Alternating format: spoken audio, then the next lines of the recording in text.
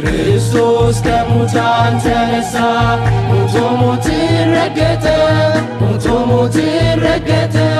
በመቃብር ውስጥ ላሉት የዘላለም ዕረፍትን ሰጣቸው።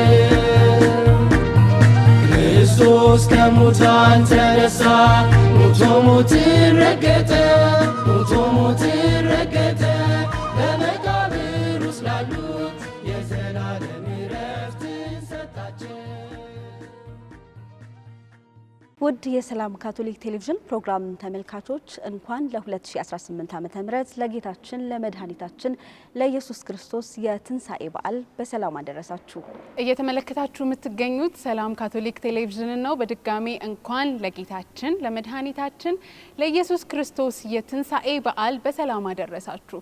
ልዩ የትንሣኤ በዓል ቆይታችንን እንግዲህ በኢትዮጵያ ካቶሊካዊት ቤተክርስቲያን በአዲስ አበባ ሀገረ ስብከት በአንጋፋው በቅዱስ ገብርኤል ቁምስና እንገኛለን ማለት ነው። እዚህ እንደምትመለከቱት የቅዱስ ገብርኤል ወጣት መዘምራን ካህናትና የቤተ ክርስቲያኑ ሽማግሌዎች አብረውን ይቆያሉ ማለት ነው። እንግዲህ ይህንን በዓል ለየት የሚያደርገው በቅዱስ ገብርኤል ካቶሊክ ቤተ ክርስቲያን ከ1958 ዓመተ ምህረት ጀምሮ አገልግሎት መስጠት የጀመረበት ጊዜ ነው ማለት ነው። የ60 ዓመት ጉዟቸው ምን ይመስላል? ትንሣኤንስ እንዴት ያከብራሉ? የትውልድ ቅብብሎሻቸውስ ምን ይመስል ነበር የሚለውን ፕሮግራም ወደ እናንተ የምናደርስ ይሆናል ማለት ነው። ከፕሮግራሙ ጋር እኔ አብስራ ጥበቡና ባልደረባዬ ቤተልሔም ኪዳኔ አብረናችሁ እንቆያለን። ጥሩ እንግዲህ የተወደዳችሁ ተመልካቾቻችን በዚህ ታሪካዊና አንጋፋ ቁምስና ተገኝተን የምናደርገውን ቆይታ እስከ መጨረሻው ድረስ ከኛ ጋር ሆናችሁ እንድትከታተሉ በአክብሮት እንጋብዛለን። ቆይታችንን የምንጀምረው በጸሎት ይሆናል። የቅዱስ ገብርኤል ቁምስና ቆሞስ ክቡር አባ መስፍን በጸሎት ይመሩናል። ሁላችንም እንግዲህ ከመቀመጫችን ተነስተን ጸሎት እናደርጋለን። አብራችሁኑ ነው። ተነሳላችሁ ደስ ይበላችሁ ከዚህም ጋር አስታረቃችሁ ሰብሮ መቃብሩ ተነሳልን። በስመ አብ ወወልድ ወመንፈስ ቅዱስ አሐዱ አምላክ አሜን። እግዚአብሔር አምላካችን ሆይ ስለ ስጦታዎች ሁሉ እጅግ አድርገን እያመሰገንን ይህንን የፋሲካ በዓል እንድናከብር ጸጋውንም ስለሰጠን እጅግ አድርገን እያመሰገንን እግዚአብሔር አምላካችን ሆይ በዚህን ሰዓት ደግሞ በተለያዩ ቦታው በሆስፒታል በተለያዩ ቦታው በችግር ይሄንን በዓል ለማክበር ያልቻሉትንም እግዚአብሔር አምላካችን ሆይ አንተ በቸርነት እንድትጎበኛቸው ለእኛም ለእያንዳንዳችንን ጸጋን በረከትን ሁሉ ኃይልን እንድሰጣቸው በልጅ በጌታችን በኢየሱስ ክርስቶስ ስም እንለምንሃለን። አሜን። ለአብና ለወልድ ለመንፈስ ቅዱስ ምስጋና ይሁን አሁንም ዘወትርም ለዘላለሙ አሜን። የክርስቲያኖች እናት ማርያም ሆይ ቅዱስ ገብርኤል ሆይ ቅዱስ ገብርኤል ሆይ በስመ አብ ወወልድ ወመንፈስ ቅዱስ አሐዱ አምላክ አሜን። ተነሳላችሁ ደስ ይበላችሁ ከዚህም ጋር አስታረቃችሁ ሰብሮ መቃብሩ ተነሳልን። እንኳን አደረሳችሁ። ካናብራ ደበስ የትንሣኤን በዓል ከኛ ጋር ቆይታ ለማድረግ ፈቃደኞች ስለሆናችሁ እጅግ አድርገን እናመሰግናለን። ክቡር አባ መስፍን ፕሮግራማችንን በጸሎት ስለጀመሩልን እርሱንም እጅግ አድርገን እናመሰግናለን። እንግዲህ ትንሣኤ በክርስትና እምነት ተከታዮች ዘንድ በታላቅ መንፈሳዊ ድምቀት የሚከበር በዓል ነው። ከትንሣኤ በፊት ደግሞ የአብይ ጾም ወቅት አለ፣ ከዛ ሕማማት አለና ትንሣኤ በክርስትና እምነት ተከታዮች ዘንድ በጣም ይበልጥ ወደ እግዚአብሔር እንድንቀርብ የሚያደርገን በዓል ነውና እስቲ ትንሣኤና መጽሐፍ ቅዱስ ምንድነው የሚያገናኛቸው ነገር? መጽሐፍ ቅዱስ ስለ ትንሣኤ ምን ይላል? እሺ እግዚአብሔር ይስጥልን ስለ ጥያቄው። እንግዲህ ትንሣኤ ስለ መጽሐፍ ቅዱስ ምን ይላል የሚለው ለመመለስ በተለይ አዲስ ኪዳንን ስንመለከት አዲስ ኪዳን ራሱ እንደ መጽሐፍ ቅዱስ ሊጻፍ የቻለው ትንሣኤ በመኖሩ ነው። ክርስቶስ ባይነሳ ኖሮ እኛ ዛሬ እንደ ክርስቲያኖች የምንጠቀምበት አዲስ ኪዳን የሚለው ክፍል አይኖርም ነበረ። ስለዚህም በዚህ በጾም ወቅት የጌታችን የኢየሱስ ክርስቶስ ሕማማት በ14ቱ ስዕሎች እንደምንዘክረው ወንጌልም የጻፉት ጸሐፍት የጌታችን የኢየሱስ ክርስቶስ ሕይወት ሕማማቱን መከራውን ጽፈው በመጨረሻ የሚያጠቃልሉት በትንሣኤ ነው። ስለዚህ ጌታችን ኢየሱስ ክርስቶስ በአርብ በጠላቶቹ ተይዞ መከራውን ተቀበለ፣ ሞተ፣ ተቀበረ፣ ተነሳ ብለው ይደመድማሉ። ስለዚህ ክርስትናም መነሻ የሚያደርገው ትንሣኤ ነው፣ የጌታችን የኢየሱስ ክርስቶስ መነሳት ነው። እንዲሁም ደግሞ በብዙዎቹ የመልእክት ጸሐፊዎች በነ ጳውሎስም በነ ጴጥሮስም ሌሎችም ስንመለከት የክርስትና ምስክርነት ወይም የክርስትና ሕይወት መነሻ የጌታችን የኢየሱስ ክርስቶስ ትንሣኤ ከመመስከር ይነሳል። ስለዚህ ክርስቲያኖች ናቸው ብለው የሚቆጠሩት የጌታችን የኢየሱስ ክርስቶስ ትንሣኤ የሚያምኑ እና የሚመሰክሩ ናቸው። ስለዚህም ትንሣኤና መጽሐፍ ቅዱስ በተለይ አዲስ ኪዳን በዚህ መልክ የተሳሰረ ነው። ብሉይ ኪዳንም ቢሆን የዚህ የጌታችን የኢየሱስ ክርስቶስ መምጣት እኛን እንደሚያድነን ሕይወቱን እንደሚሰጥ እናም እንደሚነሳም በነቢያትም የተነገረ ነው። ስለዚህ በጣም የተያያዙ ነገሮች ናቸው፣ ቁልፍ ነጥብ ነው እና ከመጽሐፍ ቅዱስን ባሻገር ክርስቲያናዊ እምነት ሆኖ የሚነሳው በጌታችን በኢየሱስ ክርስቶስ ትንሣኤ መሰረት ላይ ነው ማለት ነው። መልካም ክቡር አባ ገብረ መስቀል ያው መጽሐፍ ቅዱሳዊ አንድምታውን በጥሩ ሁኔታ ገልጸዋል። አሁን ደግሞ ወደ ክቡር አባ መስፍን እንሄድና የትንሣኤ በዓል እንግዲህ በቤተ ክርስቲያን በጣም በሰፊው ከሚከበሩ በዓላት አንዱ ነው።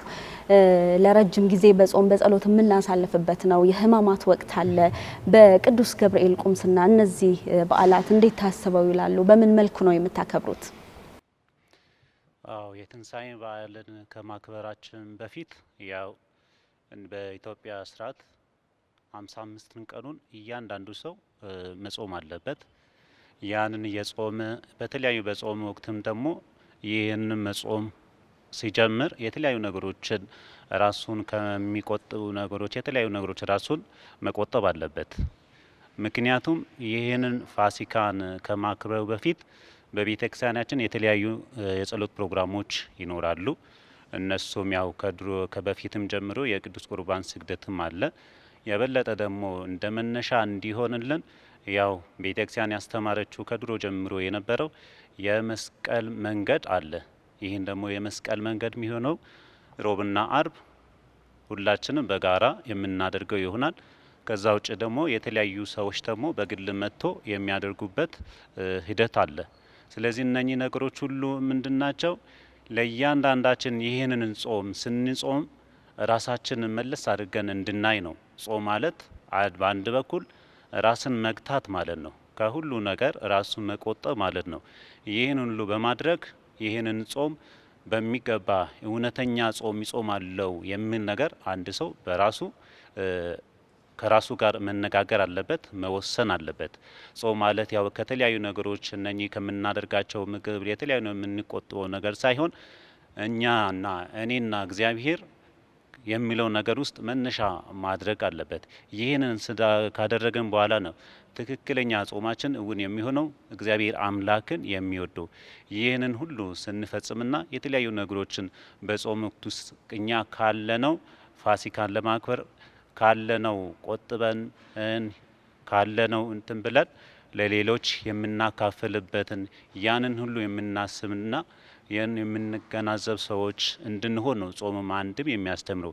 ይህንንም ጾም ስናደርግ ነው ትክክለኛ ጾማችንን ለእኛ እንደ ጾም እንዲቆጠርልን ሆኖ እንጂ ለዛ ነው በመጽሐፍ ቅዱስ እያንዳንዳችን ስንጾም ሰዎችን እንድናሳይ ሳይሆን ወይ ፊታችን እንዲጠወልገው ሳንቀባ ወንጌሉ የሚጠቅሰው ያንን ነው።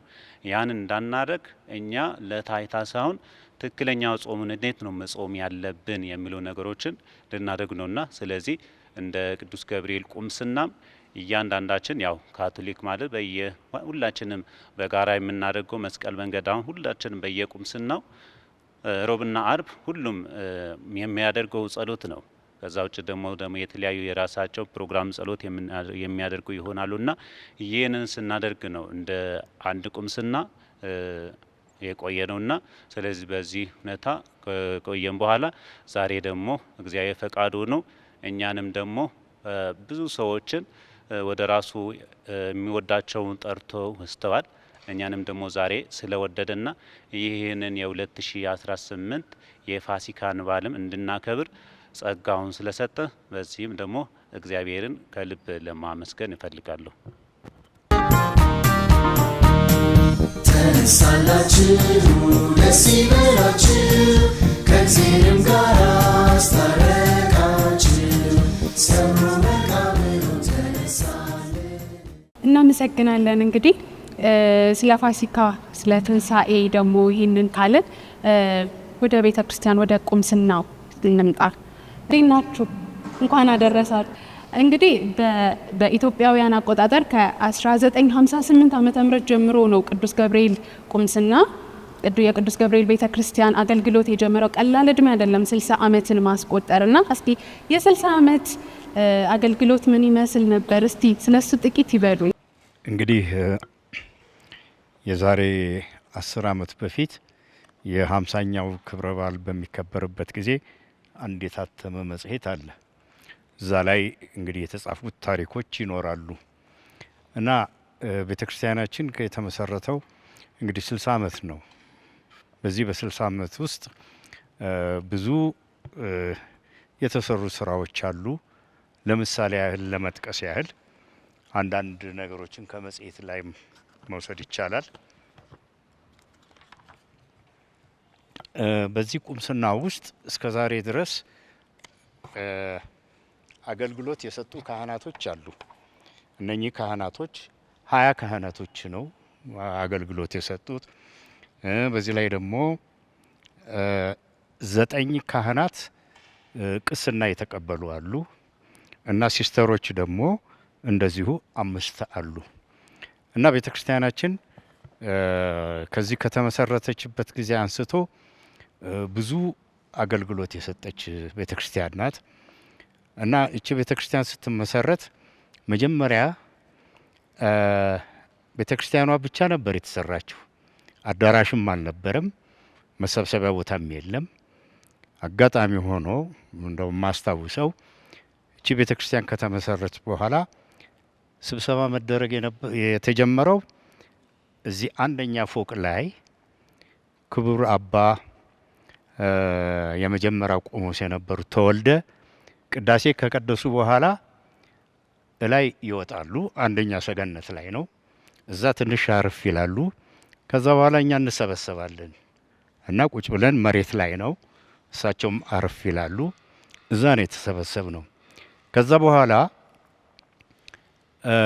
መሰብሰቢያ የግድ አዳራሽ ስለሚያስፈልግ በእንጨት አንድ አዳራሽ ተሰራች። ልክ አሁን የቆሞሶቹ ቤት መግቢያ ላይ ነበረች እና እዛ አገልግሎት እየሰጠች እያለች ተከታዩ ካህን ክቡር አባ ጴጥሮስ ነበሩ። እሳቸው የክህነትን መኖሪያ ሲያሰሩ ያቺ በእንጨት የተሰራች አዳራሽ ተጎትታ ሄዳ አሁን ትልቁ አዳራሽ የተሰራበት ጋር ተቀመጠች እና ከዛ አገልግሎት እየሰጠን እያለን እንግዲህ ብዙ ነው የተሰራው ስራ፣ በአንድ ጊዜ ውስጥ መናገር አይቻልም። ስለዚህ እና በቤተ ክርስቲያን ውስጥ እስከ ዛሬ ድረስ ከተመሰረተ ጊዜ ጀምሮ ብዙ ማህበሮች ተቋቁመዋል። ከነኚህ ማህበሮች መካከል ደግሞ አንዱ የዚህ የሆሳና ህብረት ማህበር ነው። ይሄ የሆሳና ህብረት ማህበር ደግሞ ለጊዜው ያልተዘጋጀ የነበረ አዳራሽ ስለነበረ እሱን ለመስራት ኃላፊነት ተሰጥቶት ይህን አገልግሎት ሰጥቶ አዳራሹም ተሰርቷል እና ወጣቶች ደግሞ እስከ ዛሬ ድረስ ብዙ ወጣቶች አሉ ሲያገለግሉ የነበሩት። በአውሮፓ አሜሪካ የሚገኙ ወጣቶች አሉ። እነኚህ ወጣቶች የቅዱስ ገብርኤል ወጣቶች የነበሩ ለቤተ ክርስቲያን ብዙ አስተዋጽኦ አድርገዋል። በየጊዜው አንዳንድ አገልግሎት ይሰጣሉ፣ ንዋየ ቅድሳት ያስተላልፋሉ። አንዳንድ ጉዳይ ሲኖር ገንዘብም እያዋጣ ይልካሉ። አሁን መጪውን እንግዲህ የቤተ ክርስቲያን እድሳት ላይ ብዙ አስተዋጽኦ ለማድረግ እየተዘጋጁ ነው እና ለጊዜው መቼስ ባጭሩ ይህን ልግለጽ እንጂ ታሪኩ ረጅም ነው። መልካም። እዚህ ጋር ያይዘው እንዲመልሱልን የሆሳና ህብረት ማህበር አለ ብለዋል። እስቲ ስለ ማህበሩ ጥቂት ነገር ይበሩን። አሁንስ ማህበሩ አለ ወይ? እንዴት ነው እንቅስቃሴው? አው የሆሳና ማህበር አሁንም አለ። ቁጥራችን ግን በጣም ትንሽ ነው፣ ግን አገልግሎት እየሰጠን ነው እና ከዚህ ውስጥ ከቁምስና ውስጥ ምናልባት በብዛት ሌላ ቦታ ቀይረው ሄደዋል ትዳር ሲመሰርቱ እና ለጊዜው የሉም። ግን ቢሆንም በየጊዜው በዓላት ጊዜ ይሰበሰባሉ፣ ይገናኛሉ፣ አገልግሎትም ይሰጣሉ እና በእርግጥ ማህበሩ አሁንም አለ፣ እየተጠናከረ ይሄዳል ወደፊትም እና ይሄው ነው ለጊዜው።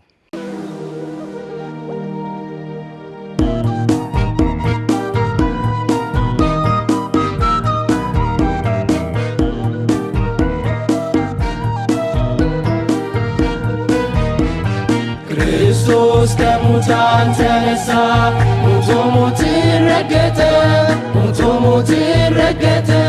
በመቃብር ውስጥ ላሉት የዘላለም ዕረፍትን ሰጣቸው።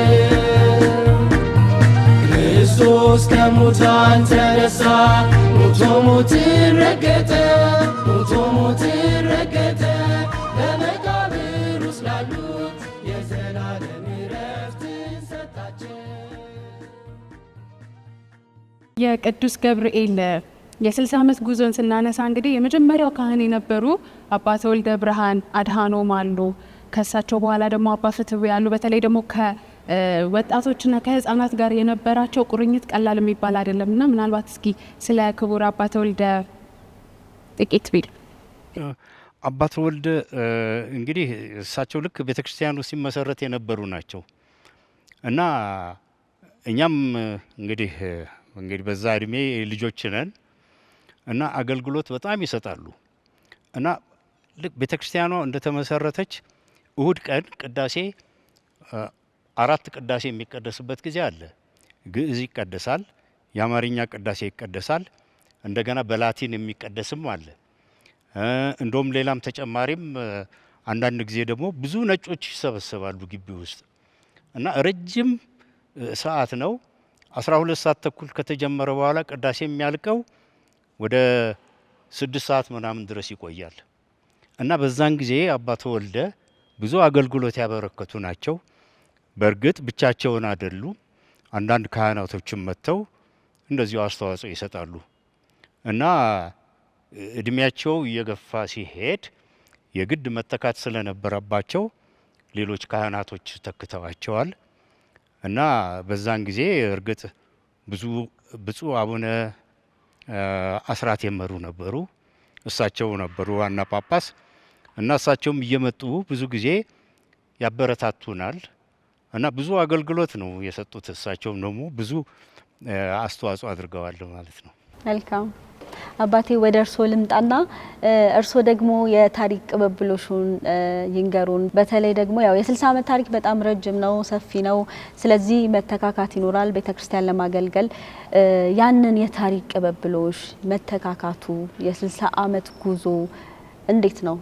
የቅብብሎሽ ጉዳይ ስናየው ይህ የቅዱስ ገብርኤል ቤተክርስቲያን አገልግሎት እኔ የማቀው በህፃንነቴ አባ ጴጥሮስ ካሳይ ቆሞስ እያሉ ነው። ማለትም በ1963 ዓመተ ምህረት ነው። በዚህ ሰዓት የነበረው ወጣት ስፍር ቁጥር አልነበረውም። በጣም ብዙ ወጣት ነበር። አጋጣሚ ሆኖ ግን በ1967 68 በነበረው የፖለቲካ ጉዳይ ብዙ የመበታተን ችግር ፈጠረ። የቀረው ግን ያው እስካሁን አለ ለማለት ፈልጌ ነው። ስለዚህ ቁምስናው በየጊዜው እየተከታተለ በዛን ሰዓት አቶ ልዌ ነበሩ ሊቀመንበር ህጻናት እያለን የምክር ቤቱ ሊቀመንበር በዛን ሰዓት የነበረው ምእመናን ወጣት ሴቶች ማህበር ነበረ። ከዛ ለተወሰነ አመታት እዚህ አካባቢ አልነበርኩም። አሁን ግን ኦልሞስት ከ1983 ዓመተ ምህረት ጀምሮ ደግሞ በዚህ ቁምስና እገኛለሁ እና ይሄ የቁምስና እንቅስቃሴ በየአመቱ ቢያንስ በየ5 አመት ወይም ደግሞ በ8 አመት ለውጥ ይካሄዳል። በአመራር በነበርኩበት በአጭር ጊዜ ውስጥ ብዙ እንቅስቃሴ እንደተሰራ ማለትም ወጣት ማህበር አለ፣ ሴቶች ማህበር አለ፣ ምክር ቤት አለ። ይህንን ደግሞ ከቆሞሳት ጋር ባለው ግንኙነት ቤተ ክርስቲያን ማድረግ የሚገባት የቁምስና አባላትን መከታተል፣ የታመመ መጠየቅ፣ እና ያሉትን ሁሉ በየጊዜው ደግሞ ለአመት በዓል መደረግ የሚገባው የጸበል ርጭት ይፈጸማል። ይህ ደግሞ እስካሁን እየቀጠለ አሁን ያሉትን ምክር ቤቶች ደግሞ ይህንን ጉዳይ እኛ ተቀይረው እያከናወኑ ይገኛሉ። ተነሳላችሁ ደስ ይበላችሁ ከእግዚአብሔርም ጋር አስታረቃችሁ ሰብሮ መቃብሩን ተነሳልን የክብር ንጉሥ ተነሳ ኢየሱስ ተነሳላችሁ ደስ ይበላችሁ ከእግዚአብሔርም ጋር አስታረቃችሁ ሰብሮ መቃብሩን ተነሳልን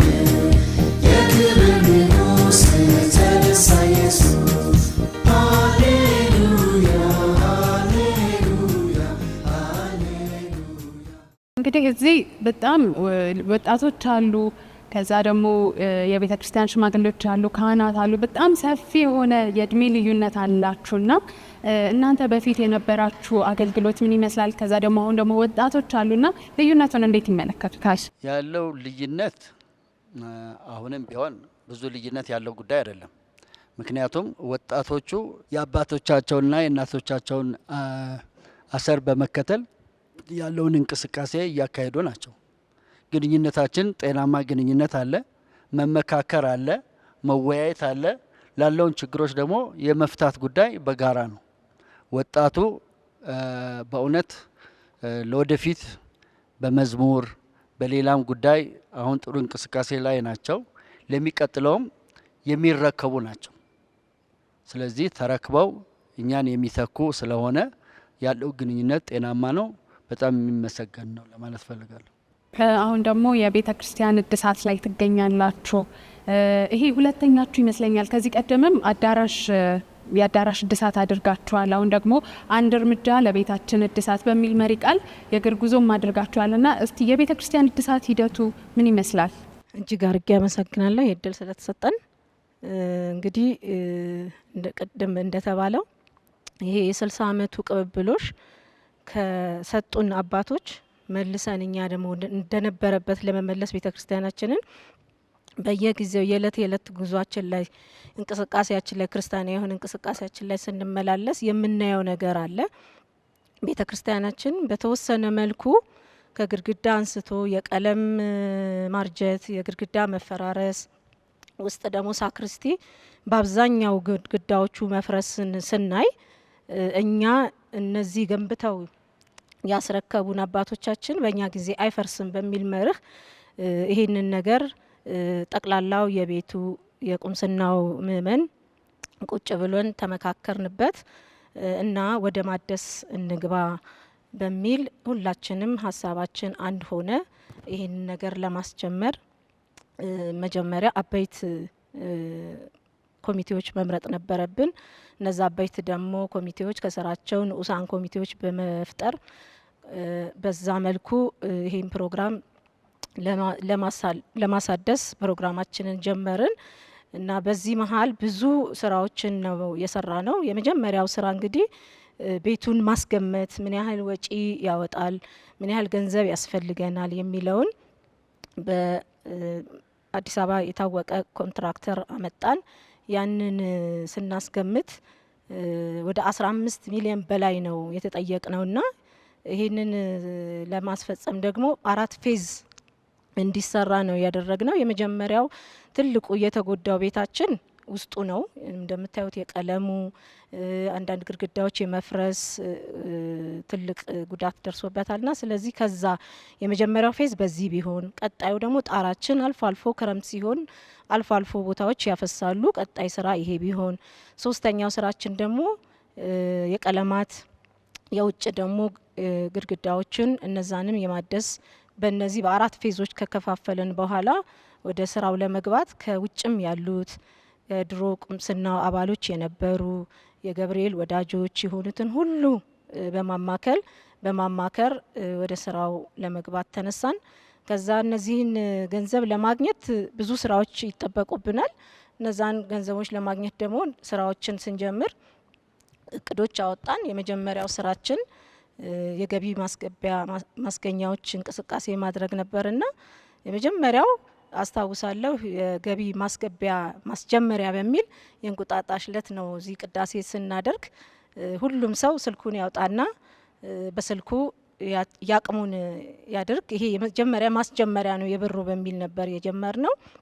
ከዛ ቀጥሎ እንግዲህ ጥቅምት 30 ላይ ያደረግነው የባዛር ፕሮግራም ነው። ይሄ የባዛር ፕሮግራም ደግሞ እኛ ብቻ አልነበረም። በአብዛኛው አዲስ አበባ ሀገረ ስብከት ላይ ያሉት ቁምስናዎች በሙሉ እንዲሳተፉ አደረግን።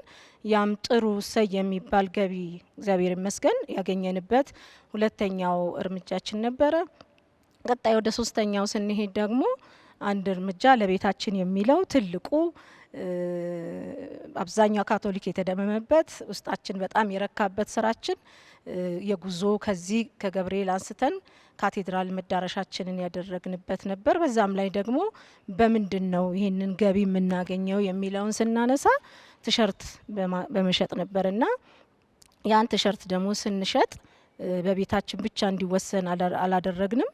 በየሁሉ አዲስ አበባ ሀገረ ስብከት ላይ ያሉ ቁምስናዎች ከካህን ጀምሮ እስከ ምእመናን አደራጀን። ሁለት ሰው በዛ መልኩ እንቅስቃሴውን ቲሸርጡን ሽያጭ ላይ እንዲሳተፉ አደረግን። ያም ጥሩ ነበረ፣ በጣም ቆንጆ አለፈ። ቀጣይ ደግሞ ከውጭ ያሉትም በጣም አብዛኛው ጊዜ ብዙ ነገር የሚረዱን ቅድም ጋሽ አስራት ብሎታል፣ በንዋየ ቅድሳት፣ በገንዘብ፣ በሀሳብ የሚያግዙ እነዚህ መካተት ስለነበረባቸው እነሱም ያን ጉዞ በማየት አሁን ቲሸርቶች ለነሱም እንግዲህ እያተምን መላክ ደርሰናል።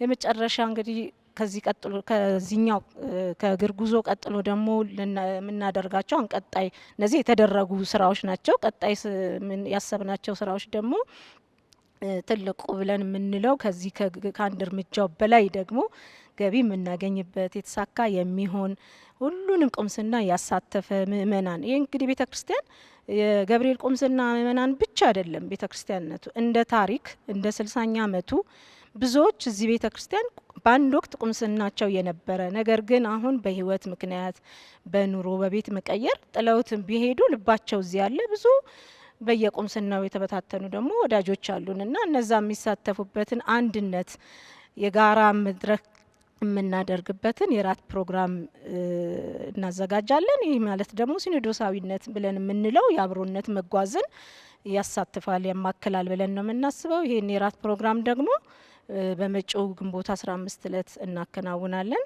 ከዛ በመቀጠል ደግሞ የወጣቶች ኮንሰርት ይኖረናል። ወጣቶች ኮንሰርትም እንደዚሁ ሲሆን በየቁምስና ያሉ ወጣቶች እንዲሳተፉ አብረው ከዚህ ቁምስና ብቻ ሳይሆን ሁሉም ቁምስናዎች በየተሰጣቸው ተሰጥኦ በመዝሙር አገልግሎት ልዩ የሆነ ኮንሰርት እናዘጋጃለን ብለን እናስባለን። ከዛ በመቀጠል የመጨረሻው እንግዲህ በዚህን አመት 60ኛ አመት ጉዟችንን በገቢ ማስገኛ በሚል ነው እንግዲህ የሄድን ያለነውና የመጨረሻው ብለን የምንለው እስካሁን እንግዲህ ከመስከረም ጀምሮ ያደረግናቸው የነዚህ የተለያዩ የገቢ ማስገኛዎችን ፕሮግራም ፎቶዎች አሉ፣ ቪዲዮዎች አሉ። እነሱን ኤግዚቢሽን እዚሁ ቤታችን ላይ እናደርጋለን ብለናል። ይሄን ይመስላል እንግዲህ። መልካም እንግዲህ እጅግ አድርገን እናመሰግናለን። የተወደዳችሁና የተከበራችሁ ተመልካቾቻችን ዛሬ እንግዲህ ትንሳኤን እያከበርን እንገኛለን። የምንገኘው ደግሞ በአዲስ አበባ ሀገረ ስብከት በቅዱስ ገብርኤል ቁምስና ነው። እንዲህ በአማረና በደመቀ መልኩ እንግዲህ የትንሳኤን በዓል እያከበርን ነው የምንገኘው። ካፍታ በኋላ ተመልሰን እንገናኛለን። መልካም በዓል፣ መልካም የትንሳኤ በዓል በያላችሁበት።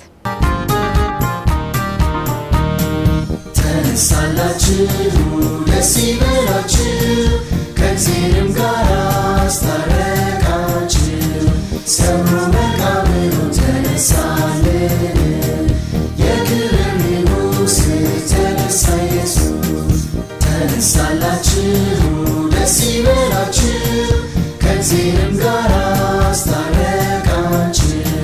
ሰብሮ መቃብሩ ተነሳልን የክብር ንጉሥ ተነሳ ኢየሱስ።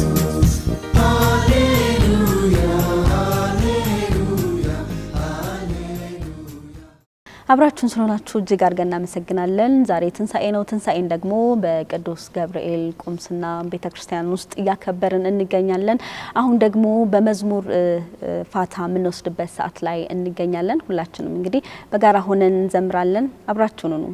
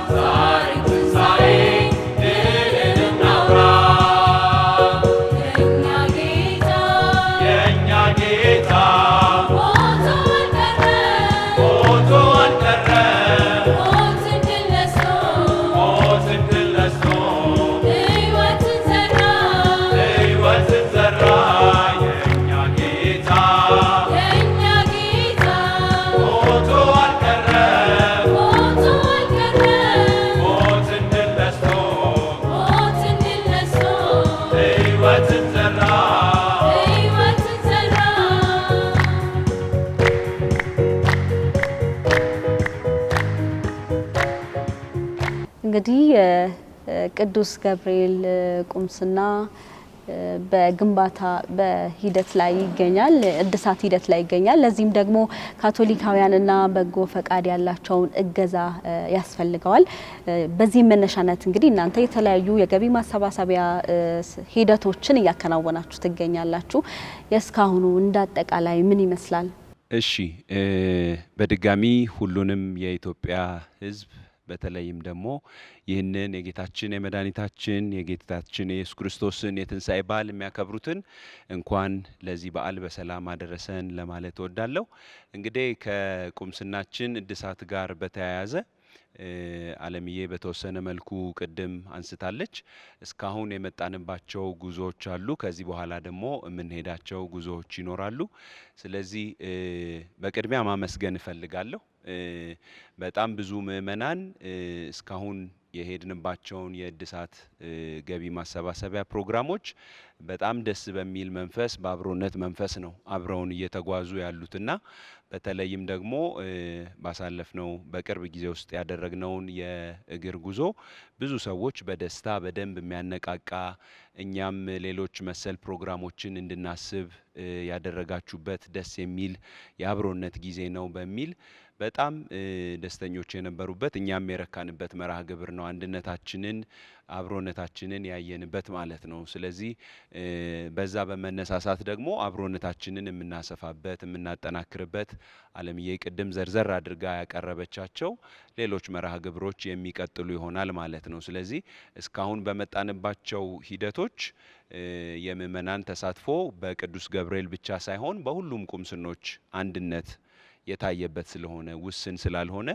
እጅግ አድርገን በቁምስናው ስም ከልብ እናመሰግናለን። ይሄ አብሮነት ደግሞ ለቀጣዮቹም ፕሮግራሞች አብሮን ዘልቆ ይህንን ቤተክርስቲያን ታድሶ ደግሞ በአንድነት በህብረት ለምስጋና በቤቱ ቆመን እንድንገናኝ ተስፋችን ነው። ይህንን ዳግም ጥሪ ማቅረብ እፈልጋለሁ ማለት ነው። አመሰግናለሁ። እንግዲህ የቤተ ክርስቲያን እድሳት ቀላል ነገር አይደለም። ቅድም እህታችን የሚገለጸችው ሰፊ ነገር ነበርና እስቲ ተግዳሮቶቹ ምን ነበሩ? ምን ገጠማችሁ? እንግዲህ በማንኛውም እንቅስቃሴ ውስጥ ይብዛም ይነስም ትንሽም ይሁን ትልቅ የምንሰራቸው ስራዎች እክልና ተግዳሮቶች አያጡም። በዋናነት ደግሞ ለኛ ጉዞውን እስካልጨረስን ድረስ ሙሉ ለሙሉ ተግዳሮት ብለን ማቅረብ አንችልም። ግን በዋናነት ምናልባት የቤተ ክርስቲያናችን ትልቅ መሆን እንደምታውቁት በአዲስ አበባ ከሚገኙ ትላልቅ ቤተ ክርስቲያኖች መካከል አንዱ ነው ቅዱስ ገብርኤልና ለዚህ ትልቅ ቁምስና ደግሞ ትልቅ ወጪ ማስፈለጉ በራሱ አንድ ተግዳሮት ነውና ምናልባት ደግሞ በተቃርኖ የሚመስል ቢሆንም ካቶሊካውያን በብዛት እንገኛለንና ትንሽ ከምንጠብቀው አነስ ያለ የተሳትፎ ማነስ ይታያልና እሱን እንግዲህ በቀጣዮቹ ላይ ጠንከር ብለን ተባብረን በጥሩ ሁኔታ ይህንን ቤታችንን ቅድም አለምዬ እንደጠቀሰችው በቁምስና ደረጃ ነው እንጂ የቅዱስ ገብርኤል የሚባለው በቤተ ክርስቲያንነቱ የሁላችንም ነው። ስለዚህ ለሚደረጉ የትኛውም የገቢ ማሰባሰቢያ መርሃ ግብሮች ሁሉንም ቁምስኖች የሚመለከት ይሆናል ማለት ነው። ስለዚህ ወጣት፣ ህፃን፣ አዋቂ፣ ምክር ቤት ምናምን ሳይል ሁሉም ቁምስና ለዚህ ጥሪ አብሮ መረባረብና የኔ ነው በሚል መንፈስ አብሮ መገኘት ያስፈልጋል። ስለዚህ እዛ ላይ የአብሮነቱ ሚና በደንብ በጎላ መልኩ እንዲሆን ምክንያቱም ነገ ከነጎዳም ደግሞ ሌሎች ቁምስናዎችም ጋር ተመሳሳይ ጥሪ ይኖራል። ስለዚህ ከዚህ የጀመርነውን የአብሮነት ጉዞ ለሌሎችም ማስቀጠል እንችላለን ማለት ነው። ያንን ከወዲሁ ልምድ አድርገን እንድናስነሳው ለመጋበዝ ወዳለሁ። አመሰግናለሁ። እንግዲህ ይህ ሂደት ይበልጥ አብሮነታችንን የምናጠናክርበት ሂደት ነውና እንግዲህ እግዚአብሔር ከኛ ጋር ከሁላችን ጋር ይሆን። እንግዲህ ትንሳኤ ስናስብ ትንሳኤ በክርስትና እምነት ተከታዮች ዘንድ እንግዲህ በጣም ትልቅ በዓል ነውና አንድ ክርስቲያን ደግሞ እንዴት ነው በምን አይነት ሁኔታ እንዴት ነው ትንሳኤ መቀበል ያለበት? አዎ አንድ ምእመን ወይ አንድ ክርስቲያን ትንሳኤን እንዴት መቀበል አለበት የሚለው ቃል ያው መጀመሪያ ራሱን ማዘጋጀት አለበት። ማዘጋጀት ያለበትም በጸሎት፣ በመንፈሳዊ ህይወት፣ በተለያዩ ነገሮች፣ በተጋድሎ በእነኚህ መልክ ራሱን በሚገባ ካዘጋጀ በኋላ ነው ይህንን የትንሳኤ ብርሃን የሆነውን ክርስቶስ ለእያንዳንዳችን መስዋዕት የሆነበትን በመስቀል ላይ ራሱን ያዋረደበትን ያን ሁሉ በማሰብ ራሳችን በማዘጋጀት የበለጠ ደግሞ የአሁኑ ጊዜው ምንድነው በጸሎት የምንተጋበት ብዙ ተግዳሮቶች ያሉበት ጊዜ ውስጥ እንገኛለን። ጦርነት ያለበት ጊዜ ነው። የተለያዩ ነገሮች የሰው ልጆችን የሚረብሹበት አንዳንድ እንደው ሰው ከራሱ ጋር ያልታረቀበት ጊዜ ላይ እንገኛለንና ያንን ሁሉ በማሸነፍ ራሳችንን በጾም በጸሎት የበለጠ ደግሞ በንስሐ ህይወት ራሳችንን በማዘጋጀት ለዚህ ለታላቁ ጌታችን ኢየሱስ ክርስቶስ ሞትን ድል አድርጎ ትንሣኤን ያሳየንበትን ይህን ለማክበር ራሳችን በሚገባ ማዘጋጀት ያስፈልጋል። ምክንያቱም መዘጋጀት ያለብንም ጊዜም ስለሆነ ነው። ጊዜ የምንሰጥበት ጊዜ ላይ ስላልሆንን እያንዳንዳችን ይህንን ብርሃን ለማግኘት በተለያዩ ነገሮች ቆይተናልና ይህንን በማድረግ ደግሞ እግዚአብሔር ይመስገን። ለዚህ ደግሞ ሁላችንን ትንሣኤን ብርሃን እንድናገኝ እንድናይ ፈቃዱም ለሆነም አሁንም እግዚአብሔር አምላካችን ማመስገን ይፈልጋሉ። ትንሣኤን የምናየው ለየት ባለ መልኩ ነው። ምክንያቱም አዲስ ተስፋ እናገኛለን፣ አዲስ ሕይወት እናገኛለን፣ አዲስ ጥንካሬም እናገኛለን፣ አዲስ ኃይልም እናገኛለን። ክርስቶስ ኢየሱስ የሞተልን ለእኛ ለሁላችንም ስለሆነ ትንሣኤን ስናስታውስ የክርስቶስን በረከት፣ የክርስቶስን መልካምነት፣ የክርስቶስን ወዳጃችን መሆኑን ያስታውሰናል። ስለዚህ ይሄ በመሆኑ እግዚአብሔር አምላክ የተመሰገነ ይሁን። ተነሳላችሁ ደስ ይበላችሁ ከእግዚአብሔርም ጋር አስታረቃችሁ ሰብሮ መቃብሩ ተነሳልን። ጥሩ እንግዲህ አሁን ደግሞ ወደ ወጣቶች ወደ እናንተ እንመጣለን። አገልግሎትን በተመለከተ ነው የምናነሳው። ጠንካራ መንፈሳዊ እንቅስቃሴ ያላችሁ በመዝሙር በተለያዩ አገልግሎቶች እንመለከታችኋለን። በመጀመሪያ አገልግሎት እንዴት ነው? በመጀመሪያ እንኳን ለጌታችን ለመድኃኒታችን ለኢየሱስ ክርስቶስ የትንሣኤ በዓል በሰላም አደረሳችሁ እያልኩኝ ወደ ጥያቄው ስመለስ አው ማለት በዋናነት በመዝሙር አገልግሎት ላይ እንገኛለን። ይህ አገልግሎታችን ለፈጣሪ ሳይሆን ለኛ ተመልሶ የሚሰጥ በረከት ለመባረክ ስንል የምናደርገው ነገር ነው። ስለዚህ በመንፈሳዊ ሕይወት በደስታ በሰላም ይመለስልናል ማለት ነው። በረከታችንን ከምናገኘው ከፈጣሪያችን ተመልሶ እኛ በምናገለግለው ልክ ባይሆንም እቺው ሰዓታችንን ማለት በወጣትነት እድሜ ብዙ ተግዳሮቶች አሉና እነዛን ተግዳሮቶች በትንሽ ለምሳሌ በአንድ ሰዓት ውስጥ የምናገኘው ብዙ በረከት አለ። በቤተ ክርስቲያን በመገኘታችን ብቻ ፈጣሪ ለኛ ብዙ የሚባርክበት መንገዶች አሉ ብለን እናምናለን። ስለዚህ ትንሽ ነገርን ባደረግን ቁጥር በረከታችን ብዙ ስለሚሆን በብዙ እናገኘዋለን። ተነሳላችሁ ደስ ይበላችሁ ከእግዚአብሔርም ጋር አስታረቃችሁ ሰብሮ መቃብሩ ተነሳልን። እስቲ ቀደም ስላሉት ስለ ቅዱስ ገብርኤል ወጣት መዘምራን የመዝሙር ስራዎች እናውራ። ከዚህ ቀደም እንግዲህ 4 የመዝሙር አልበሞች ሰርታችኋል። የመጨረሻው በ2004 ዓ.ም ያስመረቃችሁት አልበም አለ ዚኮሞ የተባለ አልበም። ዚኮሞ ምንድነው? እንዴት ዚኮሞ አላችሁት? ከዛ ደግሞ ሂደቱ ምን ይመስል ነበር? ስለሱ ጥቂት በሉ። እሺ፣ አመሰግናለሁ።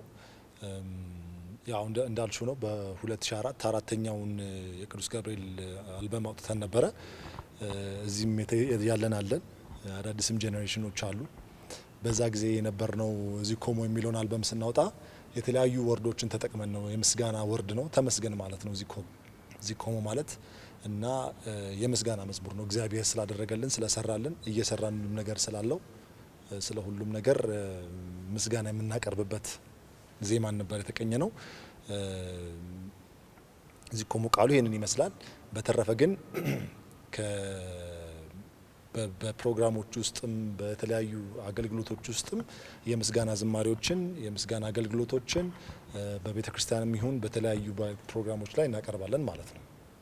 ዚኮሞ የሚለው ቃል ግን የተለየ ቃል ከአማርኛ የተለየ ቃል ስለሆነ ትርጉሙ ቀጥተኛ ትርጉሙ ማመስገን ተመስገን እንደማለት ነው። መልካም። አሁን ደግሞ ስላላችሁ አብሮነት፣ መተጋገዝ፣ ህብረት እንዴት ነው? ህብረታችሁ እንዴት ነው? ስታገለግሉ ቁጥራችሁ በርከት ያለ ነው። እዚህ ውስጥ እንግዲህ ተማሪ ይኖራል፣ ሰራተኛ ይኖራል። በምን አይነት መልኩ ነው በመተጋገዝ የምታገለግሉት? እሺ፣ አመሰግናለሁ። የእኛን እንግዲህ አብሮነት ባጭሩ ስንገልጸው ጥሩ የሆነ መደጋገፍና መተባበር አለበት። ብዙ የደስታ ጊዜያቶችን የሀዘን ጊዜያቶችን አንድ ላይ ነው የምናሳልፈው። ለምሳሌ ከደስታ ሰርግ ሊሆን ይችላል፣ የተለያዩ የጓደኞቻችን ቤት ሊሆን ይችላል። ይሄድም እናገለግላለን። በመዝሙርም ሊሆን ይችላል። አንድ ላይ ደስታውን በመጋራት ሀዘንም ሲሆን ያው የሆነ ለቅሶም ሊሆን ይችላል። እንደዛ እናገለግላለን። ሌላው በየወራቱ የምናዘጋጃቸው ፕሮግራሞች አሉ። ለምሳሌ ከቅዱስ ገብርኤል በቅዱስ ገብርኤል ጠዋት ቅዳሴ ካስቀደስን በኋላ ከሰዓት ላይ የአብሮነት ጊዜ እናሳልፋለን። የሆኑ ትንሽ ነገር ሻይ ቡና አዘጋጅተን የራሳችንን ጭውውቶች የባይብል ሼሪንግ ወይም የመጽሐፍ ቅዱስ አስተንትኖ እናደርጋለን። የተለያዩ ሽርሽሮችን ሱባኤዎችን እሱም በአቅደንበት እሱን እናደርጋለን። መልካም እንግዲህ ከእናንተ በታች ልጆች አሉ፣ ህጻናት አሉ፣ ታዳጊዎች ደግሞ አሉና እንዴት ነው በባህሪ የምታንጿቸው? ትንሽ ከመስመር ሲያልፉ እንዴት ነው ወደ ቤተ ክርስቲያን ወደ ራሳቸው የምትመልሷቸው? ምክንያቱም እናንተ ደግሞ እያያችሁ ያደጋችሁት ትውልድ አለና እንዴት ነው ከልጆች ጋር ከታዳጊዎች ጋር ያላችሁ ግንኙነት ምን ይመስላል? እሺ አመሰግናለሁ። በቅድሚያ ሁላችሁም ለጌታችን ለመድኃኒታችን የትንሳኤ በዓል በሰላም አደረሳችሁ። ወደ ጠየቅሽኝ ጥያቄ ስመጣ በቅዱስ ገብርኤል ቁምስና እዚህም ዛሬ እንደምታይን በተለያየ የእድሜ ክልል የምንገኝ ማህበረሰቦች ግን አንድ ላይ ሆነን እግዚአብሔርን በአብሮነት የምናመልክበት ቁምስናችን ቤታችን ነው። ይህ ከላይ የመጣው የትውልድ ቅብብሎች ደግሞ አሁን ከኛም ጄኔሬሽን ወደ ታች ወዳሉትም በዚሁ አይነት መልኩ ተደራጅቶ እየቀጠለ የሚሄድ ሂደት ነው ያለው። እኛ አሁን ያለነው የወጣት ማህበሮች ከታች እየመጡ ያሉ ታዳጊዎችን በዝማሬ አገልግሎት በቁምስና በሚደረጉ የተለያዩ መንፈሳዊ መርሃ ግብሮች ላይ ሁሉ እኛን እያዩ እንዲከተሉ በአስተምህሮም በዝማሬም በስነ ምግባር በማነጽም ኃላፊነቱን ይዘን በተለይም ከምክር ቤቱ ጋር በመተባበር ማህበራትን የሚያደራጅ የምክር ቤት ክፍል አለ። ከነሱ ጋር በመሆን የምንሰራቸው የአገልግሎት ጊዜያቶች አሉ።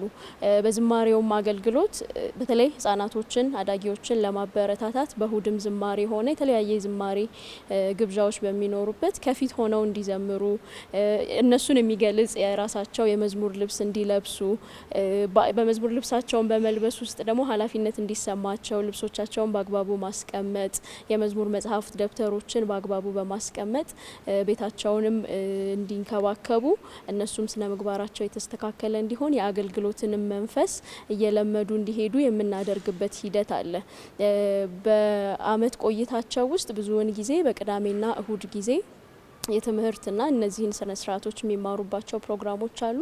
በክረምት ጊዜ ደግሞ ልዩ በሆነ ሁኔታ የትምህርተ ክርስቶስን ትምህርት ለሚስጥራት የሚዘጋጁ ልጆች እንዲሁም ከሚስጥራት በኋላ ያለፉ ልጆች ደግሞ የማጠናከሪያ ፕሮግራሞች እየተደረጉ ልጆች እየተማሩ የሚሄዱበት ሂደት ነው ያለው። መልካም እንግዲህ ሌላው ከመዝሙር ስራዎች ጋር በተገናኘ ከዚህ ቀደም በሰሯቸው የመዝሙር ስራዎች ላይ በአልበም ደረጃ ሊሆን ይችላል፣ በነጠላ መዝሙር ምን ያክል ስራዎች ላይ መሳተፍ ችላቸዋል? እሺ በአልበም ደረጃ ቅድም እንደተጠቀሰው እንደ ቁምስና 4 አልበም ነው መሰራት የቻለው። ከአልበሞች በተጨማሪ ግን ለተለያዩ አገልግሎቶችን መሰረት ያደረጉ አሁንም ደግሞ ዘመኑ እንዳመጣው የከቨር ዝማሬዎች እየተባሉ በሚሰሩት ከትውልድ እግዚአብሔርን ለማመስገን ከዚህ ኮሞ ቀጥለን አሁን ያለው የወጣት ቡድን ደግሞ ተመስገን በሚል የሰራ ነው የከቨር ዝማሬ እንዲሁም አዳዲስ ዝማሬዎችን የያዘ የከቨር ስራ ላይ በንቁ ተሳትፈናል። እዚህ ጋር ያለነው የወጣት ማህበር አባላት ከሱ ስራ በተጨማሪ ደግሞ ሌሎች አልበሞች በሚሰሩበት ጊዜ እኛ ጋር የሚገኙ የሶሎ ህብረት ዘማሪዎች ይካፈላሉ። እንዲሁም የተለያየ ጄኔሬሽን የተሳተፈበት አሜን ይወደናል በሚል የተሰራም ሌላ የከቨር ስራ አለ። የከቨር ስራ ላይ ካያችሁት የቀደመው ማህበረሰብ አሁን ያለው ወጣት እንዲሁም ከአዳጊ እየመጡ ያሉ ልጆች በልዩ ሁኔታ የተሳተፉበት የዝማሬ አገልግሎት ነው። ከዛ በተጨማሪ ደግሞ ቁምስናችን ላይ ለሚደረጉ ፕሮግራሞችን መሰረት ያደረጉ አዳዲስ ዝማሬዎችን የመስራት ልምድ አለ። በሀገረ ስብከትም ደረጃ ሆነ በተለያዩ ለምሳሌ አሁን የ2025 ላይ የተስፋ አመት ተብሎ እንደነበረው ከዚህ በፊት የእምነት አመትም እየተባለ ለሚደረጉ ዝግጅቶች ላይ የኮንሰርት ዝግጅቶች ሲኖሩ እነሱን መሰረት ያደረጉ አዳዲስ ዝማሬዎችን የመስራት ልምምዶች አሉ። በግጥም የሚሳተፉ አሉ። የሌሎች ቁምስናዎችም አገልግሎት በሚጠየቅበት ጊዜ በግጥም በዜማ እየሰሩ የሚሳተፉ ያሉ የወጣት ማህበር አባላቶች አሉ በእኛ መሀል። የተወደዳችሁ ተመልካቾቻችን በድጋሚ እንኳን ለጌታችን ለመድኃኒታችን ለኢየሱስ ክርስቶስ የትንሳኤ በዓል በሰላም አደረሳችሁ። የትንሳኤ በዓል ቆይታችንን በኢትዮጵያ ካቶሊካዊት ቤተክርስቲያን በአዲስ አበባ ሀገረ ስብከት በቅዱስ ገብርኤል ቁምስና ከወጣት መዘምራኖች ከቤተክርስቲያን ሽማግሌዎችና ከካህናት ጋር የምናደርገው ልዩ የትንሳኤ በዓል ቆይታ እንደቀጠለ ነው። ከመዝሙር ቆይታ በኋላ ተመልሰን እንገናኛለን።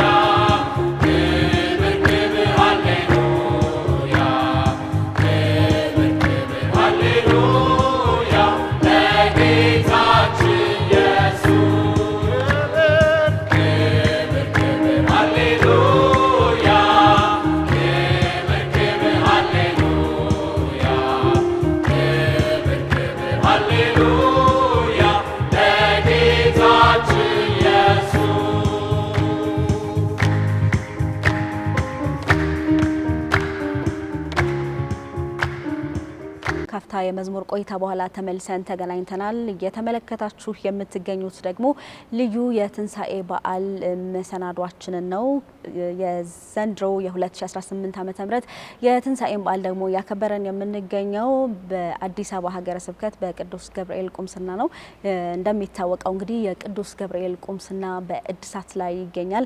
60 ዓመታትን ያስቆጠረ አንጋፋና ታሪካዊ ቤተ ክርስቲያን ነው ማለት ነው። አሁን ደግሞ የእድሳት ሂደት ሂደቱን በማስመልከት ሰላም ካቶሊክ ቴሌቪዥንም የትንሳኤን በዓል በቅዱስ ገብርኤል ቁምስና ተገኝቶ በቤተ ክርስቲያን ውስጥ የትንሳኤን በዓል ከቤተ ክርስቲያን ካህናት አባቶች ጋር ከቤተ ክርስቲያን ሽማግሌዎች እንደዚሁም ደግሞ ወጣት ዘማሪያን ጋር እያከበረ ይገኛል። አብራችሁን ስለሆናችሁ በድጋሚ እናመሰግናለን። ቆይታችን የሚቀጥል ነው የሚሆነው። ተነሳላችሁ ደስ ይበላችሁ ከእግዚአብሔርም ጋር አስታረቃችሁ ሰብሮ መቃብሩ ተነሳልን። ምናልባት ክቡር አባ ገብረ መስቀል አሁን የምናነሳው ከትንሳኤ በዓል ጋር በተገናኘ በተለየ መልኩ መተላለፍ አለበት የሚሉት መልእክት ካለ? ምክንያቱም የትንሳኤ በዓል ጌታችን መድኃኒታችን ኢየሱስ ክርስቶስ ለሰው ልጆች ኃጢአት ሲል ቤዛ የሆነበት በዓል ነውና ከዛ ጋር አስመልክቶ ምን መልእክት አለዎት? ከመስዋዕትነት ጋር አስመልክቶ ምን መልእክት ይኖሮታል? እሺ፣ እግዚአብሔር ይስጥልኝ። ሁለት ነገሮች ብዙ ነገሮች ሊኖሩ ይችላሉ፣ ግን ሁለት ነገሮች በዋናነት የትንሳኤን በዓል ስናከብር ማስታወስና ማስተዋል ያስፈልጋል። አንደኛው ትንሳኤ ለክርስትና እምነት ቁልፉና ወሳኙ እምነት መሰረት ነው። ይኸውም ጌታችን ኢየሱስ ክርስቶስ ከሞት ባይነሳ ኖሮ ክርስትና የሚባል ነገር አይኖርም ነበረ። ለዚህም በየዓመቱ ትንሳኤ ፋሲካ ስናከብር እምነታችንን እያደስን መሆኑን ማስታወስ አለብን። አሁንም እኔ በትንሳኤ ሙታን አምናለሁ፣ ክርስቶስ በእርግጥ ከሞት ተነስቷል፣ ስለዚህ በትንሳኤ ሙታን አምናለሁ የሚለውን እምነታችንን አንቀጽ ቁልፍ ነጥብ ማስታወሳችን ነው። ሌላ ሁለተኛው እንግዲህ በዚህ በሕማማት ሳምንት ወይም ደግሞ በአጠቃላይም በጾሙ ውስጥ የመስቀል መንገድ ስናደርግ በክርስቶስ ላይ የደረሰው መከራ፣ ችግር፣ መውደቅ፣ መነሳት ሁሉ መደምደሚያው ትንሳኤ ነው። ስለዚህ ይህም ማለት ምን ማለት ነው? ብዙ ችግሮች፣ ብዙ መከራ፣ ብዙ መውደቅ መነሳት ይኖራል በህይወት ግን ትንሳኤ አለ። እንግዲህ ይሄ ደግሞ አሁን ካለንበት ነባራዊ ዓለም አንጻር ዓለማችን ራሱ በየጊዜው በተለያየ ፈተና መከራ ውስጥ ታልፋለች። ጦርነቶች አሉ፣ ግጭቶች አሉ። ሀገራዊም ብንመለከት ዓለም አቀፋዊም ብንመለከት አንዳንድ ጊዜ ያለቀለት የሚመስል ጊዜ አለ። እንዲሁም ደግሞ በግል ህይወታችንም ስንመለከት ብዙ ተግዳሮቶች አሉ በህይወት ወጣቶችም እንደ ወጣቶቹ፣ ወላጆች፣ ታላላቆችም ሁሉ ፈተና ውስጥ የማያልፍ የለም። ስለዚህ ለአንድ ክርስቲያን ትንሳኤ ሲያከብር ችግሮች፣ ተግዳሮቶች፣ መውደቅ፣ መነሳቱ መጨረሻ እንዳልሆነ መጨረሻው ትንሳኤ እንዳለ ከፈለጋቸውም የአርብን ስቅለት የተመለከተ የቅዳሜን ጸጥታ ያሳለፈ እሁድ ይመጣል ብሎ መጠበቅ ቀላል አይደለም።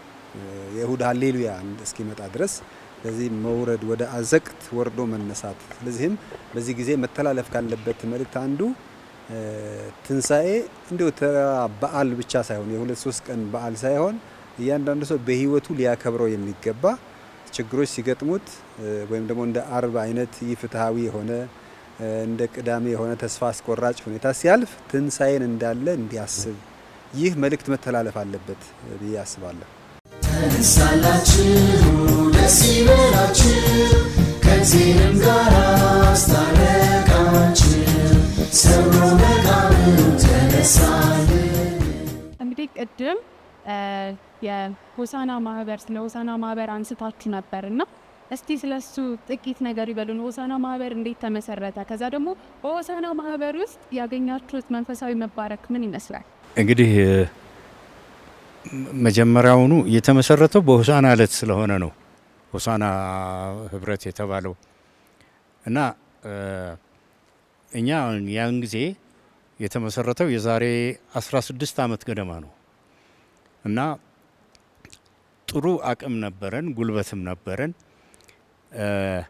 አባ ኢዮብ ነበሩ የዛን ጊዜ እና አንድ ቀን ስብሰባ ላይ ጠርተውን ምን አሉ፣ ቤተ ክርስቲያናችን አዳራሽ የላትም፣ እቺ የእንጨት አዳራሽ ምንም መሰብሰቢያም አትሆንም እና ስለዚህ እናንተ ይሄን አዳራሽ ስሩ አሉ።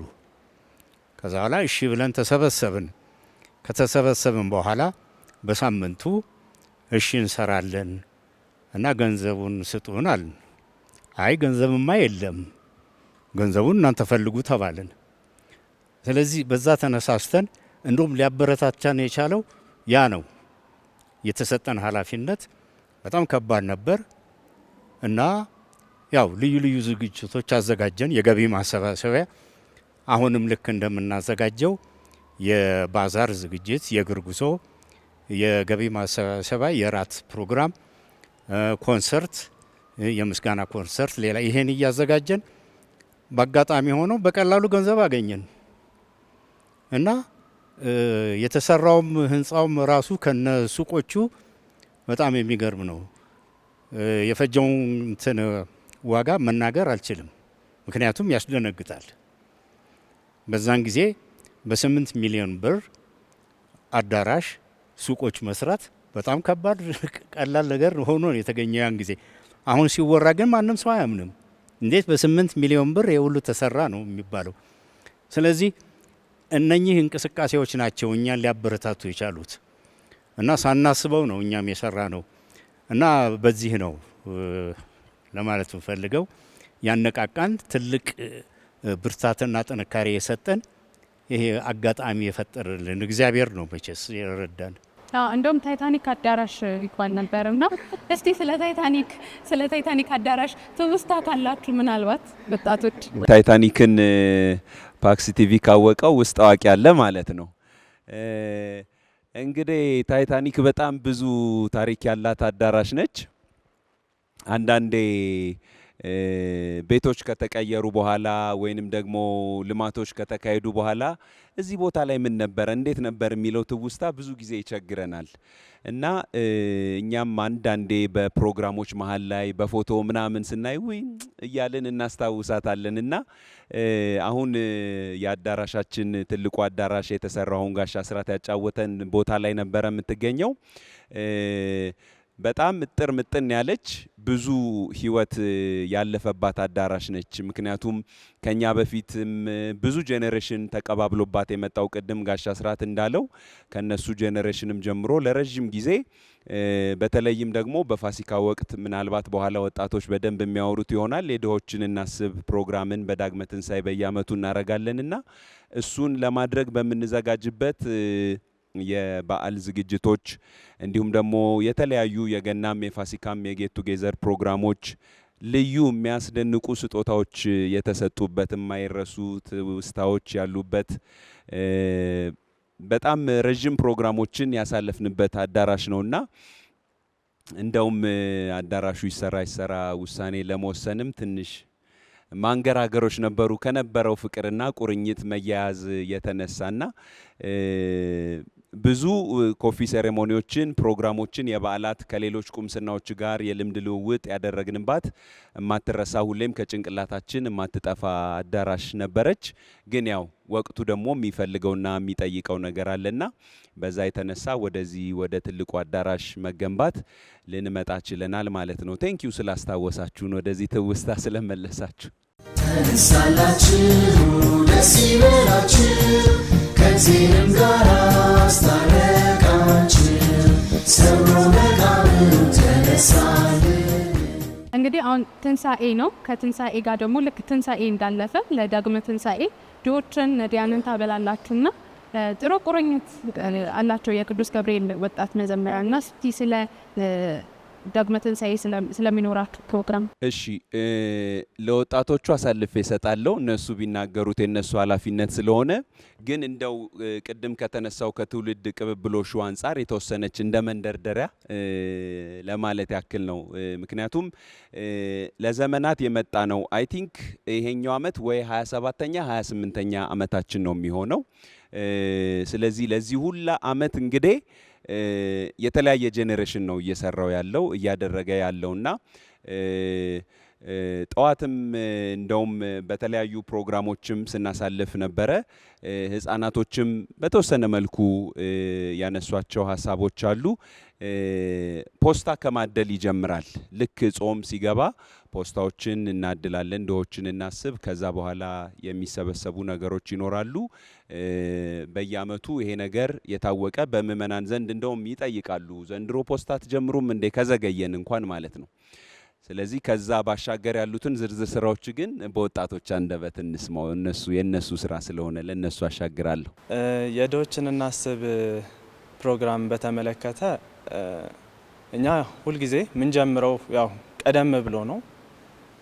ፋሲካ አካባቢ በዓሉ ትንሣኤው ሲደርስ ነው ፕሮግራሙን የዳግማዊ ትንሳኤ ፕሮግራም በስርዓት ያቀርናቸውን ፕሮግራሞች በሙሉ መተግበር የምንጀምረው ማለት ነውና በጾም ወቅት መጀመሪያ ጊዜ አቶ ፋሲካም እንዳለው መጀመሪያ ፖስታዎችን እናድላለን እና ለውጭ ሀገራቶችም ላሉት ያው የቀድሞ ምእመን የነበሩ የወጣት ማህበርም ያሉትን በሙሉ ለነሱም እናሳውቃቸዋለን እና እነሱም በአንዳንድ በብርም ሊሆን ይችላል በተለያዩ ነገሮችም የሚያግዙን ነገሮችን ይልኩልናል ማለት ነው ለኛም እና እሱንም ከተደረገ በኋላ የፋሲካ በዓል ላይ ካከበረን በኋላ የሚገዛዙ እቃዎችን ማለት ያው ሽንኩርት ሌሎች ነገሮችን ቃሪያም ሊሆን ይችላልና እነሱን ነገሮችን መግዛት እንጀምራለን። ከዛ በኋላም ደግሞ ያው አንድ ምእመንም አሉ እንግዲህ እኛን የሚያግዙን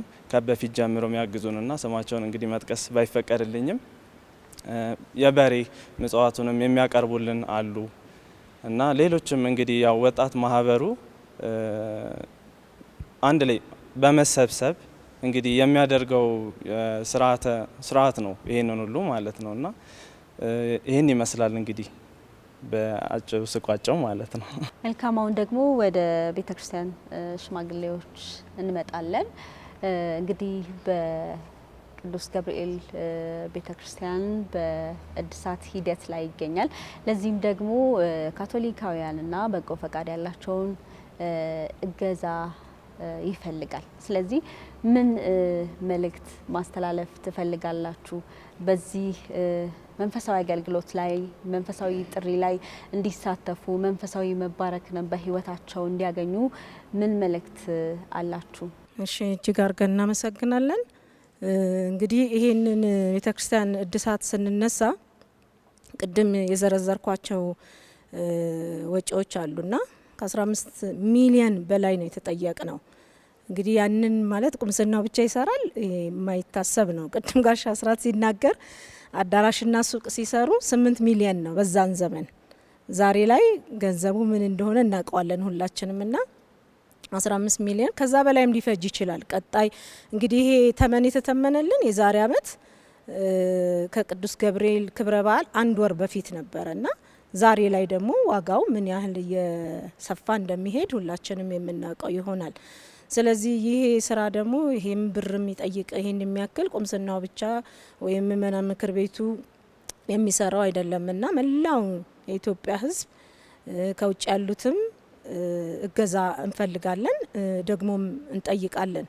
ይህንን ስል ብዙ አሁን የውጮቹንም ለማሳተፍ ቴሌግራም፣ ዋትሳፕ ብዙ አሁን ዘመኑ የሰጠንን እንትኖች በመዋጀት ኮንታክት እያደረግን እዛ ላይ እንደ ራሳችን ቤታችን ነው ብለው እንዲሰማቸው ውይይቶቻችንም የምናደርጋቸውን የኦንላይን ስብሰባዎች ውይይቶችም አብረው እንዲሳተፉ ወጪው ምን ያህል ከባድ እንደሆነ ምን እያስፈለገን እንደሚሆን እዛ ላይ በሳምንት 1 ቀን ስብሰባ እናደርጋለን ብለን ዘርግተናል።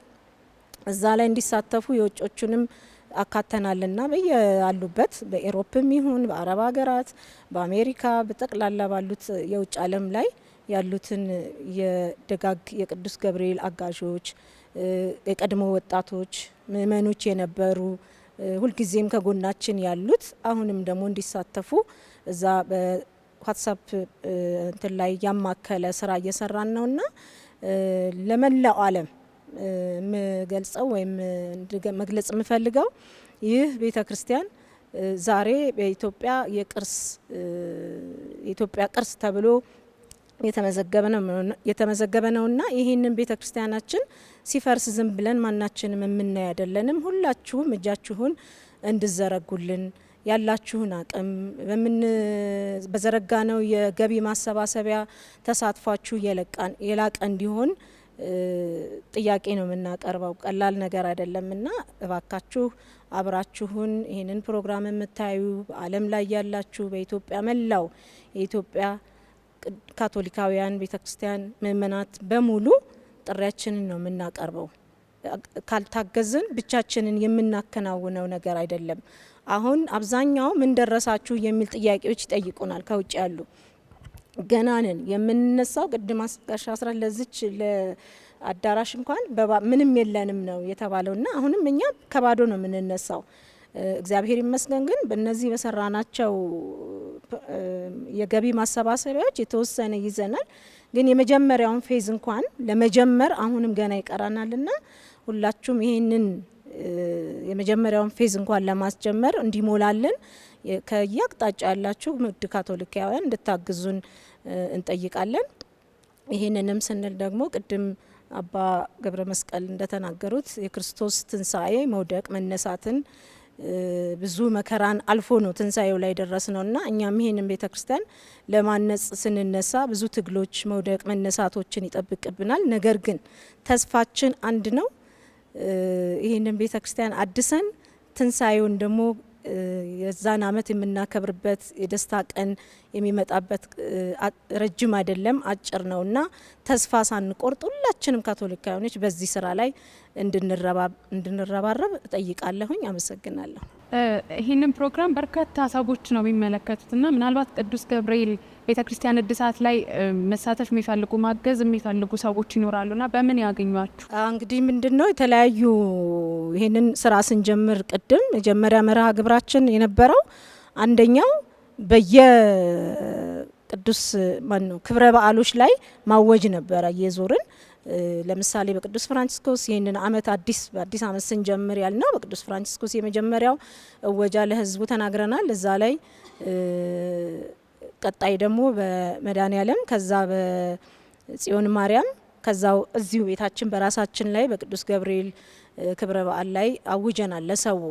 ከዛ ግን በበለጠ ይህንን ገቢ ለማስገባት ለመርዳት የሚፈልጉ እጆች ካሉ የሰራናቸው አሁን አማራጭ አሉና የተለያዩ የባንክ እንትኖች ለምሳሌ አዋሽ ትልቁ ባንካችን፣ ንግድ ባንክ፣ ዳሽን ባንኮች፣ ቴሌብር እነዚህን በሙሉ ያካተቱ ፕሮግራሞች አድርገናልና እነዚህን ደግሞ በቀጣይ ቁጥራቸውን በብዛት ደግሞ ፕሮግራማችን ላይ በምናደርጋቸው ባነሮች በቲቪ ፕሮግራም በሚተላለፉት በየቁምስናችንም ስናወጅ እነዚህን ቁጥሮች እንነግራለንና አሁን በይበልጥ በቃላችን እንግዲህ ያስኩት የንግድ ባንክ ቁጥራችን 100,042 32 918 የመጀመሪያው ትልቁ ባንካችን እዚህ ላይ ማንም ሰው ማስገባት ይችላል። ሌላው ግን በየውጪ ዓለም ያሉትን ኮሚኒቲዎች አዋቅረናልና እነዛ ኮሚኒቲዎች ባሉበት አገር ላይ ይሰበስቧቸዋል። ከኛ በሚያገኙት ግብአት ይሄ ውይይቱን በምናደርግ ጊዜና የምንሰጣቸውን መርህ እየተከተሉ ገንዘቡን እንዲሰበስቡ አድርገናልና በውጭ ያሉት ኮሚኒቲዎች በየሀገራቸው ላይ ያሉት ዋና ዋና አበይት ኮሚቴዎችን በማግኘት በነሱ ጋር ኮንታክት በማድረግ ለነሱ የባንኮቻችንን ቁጥር በቀጥታ መላክ የሚፈልጉ በሌላ መንገድ እንግዲህ እነሱ ጋር ደግሞ ተነጋግረው በሚያመቻቸው መልኩ በወከልናቸው ኮሚቴዎች አማካኝነት ማግኘት ይችላሉ። መልካም እንግዲህ የተወደዳችሁ ተመልካቾቻችን በአዲስ አበባ ሀገረ ስብከት የቅዱስ ገብርኤል ቁምስና ቤተክርስቲያን እድሳትን ማገዝ መርዳት ለምትፈልጉ ተመልካቾቻችንና በጎ ፍቃድ ያላችሁ በሙሉ ከስር በምናስቀምጥላችሁ የባንክ ቁጥር ቅዱስ ገብርኤል እድሳት ላይ የመልካም አሻራችሁን እንድታሳርፉ በአክብሮት እንጠይቃለን። ተነሳላችሁ ደስ ይበላችሁ ከእግዚአብሔርም ጋር አስታረቃችሁ ሰብሮ መቃብሩ ተነሳልን። መልካም እንግዲህ የቅዱስ ገብርኤል ወጣት መዘምራን የትንሳኤን በዓል እንዴት ያከብሩታል? አንድነታችሁ ምን ይመስላል? ከትንሳኤ ጋር ተያይዞ ኦኬ እሺ። የትንሳኤን በዓል ስናከብር እንደ ወጣት ያው መዝሙር እንግዲህ እንለማመዳለን። በአብሮነት ሆነን በህብረትም ሆነን የምናገለግልበት ነውና መዝሙር እንለማመዳለን እና ደግሞ የሌሊት ቅዳሴም ባለበት ሳለ ያው ከቅዳሜ ወደ እሁድ ባለበት ቅዳሴ ላይም አብረን ሌሊቱንም በማገልገል በመዝሙር እዛው እንቆያለን እና አልፎ አልፎም እንግዲህ ያው በብዛት ያለነውም እንግዲህ እየተነጋገርንም አድረንም የጠዋቱንም ቅዳሴ በዛው እናገለግላለን ማለት ነው እና ቀደም ብዬ በገለጽኩትም እንግዲህ ሞር የወጣት ማህበሩ ቢመራውም የምእመናን ምክር ቤትም አለበት፣ ሌሎችም ምክር ቤቶችም አሉበት እና የድሆችን እናስብ ፕሮግራምን እንግዲህ እሱን በአብሮነት በመተጋገዝ እንግዲህ የምንተገብረው ፕሮግራም ስለሆነ እሱ ላይ ነው እንግዲህ ሞር የፋሲካን በዓላችንን የትንሳኤ በዓላችንን የምናከብረው በዳግማዊ ትንሳኤ ነው እና በእሱ ላይ እንደጠቀስኩት ቀደም ብዬ ያው የሚገዛዙት እቃዎች እንደተገዛዙ ሆነው ከሰኞ ጀምሮ ነው ከበዓሉ በማግስቱ ነው የምንጀምረው እና አርብ ቅዳሜና እሁድ ነው ሞር ፎከስ የሚያደርገው ፕሮግራማችን እና አርብ ላይ ያው በሬ ይታረዳል፣ ምን ይባላል። ሌሎችም ያው ወጣት ማህበሩም እንግዲህ እዚህኛው ላይ ተሳትፎ ያደርጋል እና ደግሞ ቅዳሜ ላይ ደግሞ ስጋውን መክተፍም አለ።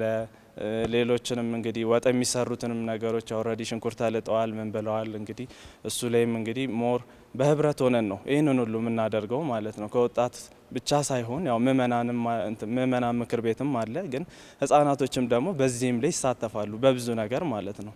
መመላለስም እቃ ማመላለስም ነገሮች ይሆናሉና ይህን ሁሉ አድርገን ከዛ በኋላ እሁድ ዳግማዊ ትንሳኤ ላይ ዋናው ቀን ላይ ስንደርስ ከቅዳሴ በኋላ ያው እኛም አብረን በህብረት ቁርስ ከበላን በኋላ የሚመጡትን እንግዶችም አብረን በማስተባበርና ለነሱ ምግብ በመስጠት እና እሱን ሁሉ አድርገን ምን ብለን እንጨርሳለን ማለት ነው እና ከዛ በኋላ አብረን ያው ይህንን ሁሉ አብረን ስለለፋን ምን ስላልን ቁጭ ብለን ቡና አፍልተን ምን ብለን እርስ በርሳችን እንግዲህ እየተሳሳቅን በማሳለፍ ነው እንግዲህ ዳግማዊ ትንሳኤ የተባለበትን ምክንያት አብረን ደግመ ነው እንግዲህ ትንሳኤ ለኛም ድጋሜ ስለሆነ እዛ ጋር ነው በብዛት ፎከስ አድርገን እንግዲህ የምናሳልፈው በዓላችንም ማለት ነው። ጥሩ እንግዲህ አሁን ደግሞ ከቤተ ክርስቲያን እድሳት ጋር በተገናኘ የእናንተ ሚናችሁ ምን ይመስላል? የእድሳት ሂደቱን በምን መልኩ ያገዛችሁ ትገኛላችሁ? በቅድሚያ እንኳን ለጌታችን ለመድኃኒታችን ኢየሱስ ክርስቶስ የትንሳኤ በዓል በሰላም አደረሳችሁ። እንግዲህ ለአሁኑ እድሳት እየሰራን ያለ ነው። ቅድም የተለያዩ ስራዎችን ተናግረዋል። የመጀመሪያ ባዛር ላይ የተለያዩ እቃ በማሻሻጥም ሊሆን ይችላል። የተለያዩ ስራዎችን ስንሰራ ነበረ።